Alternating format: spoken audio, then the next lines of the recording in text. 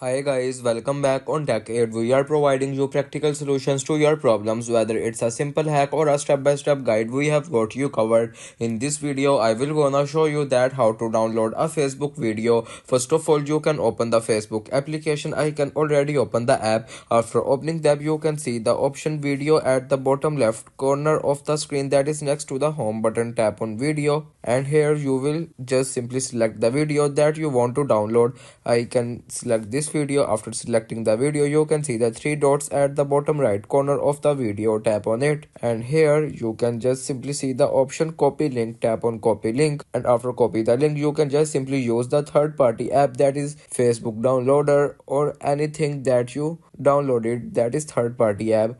I can download it this app. After downloading this app, you can just simply paste the link here. After paste the copied link, the video is downloaded, and this is the way you can download Facebook videos. If you want to keep your online activity private and access to restricted contents like I do, trying using a VPN. It's secure, easy to use, and makes a browsing safer. The link to buy is in the description below. If this tutorial helped, don't forget to like the video and subscribe for more practical solutions. Got questions or need extra help, drop a comment below and we will be happy to assist. See you in the next one. Thanks for watching.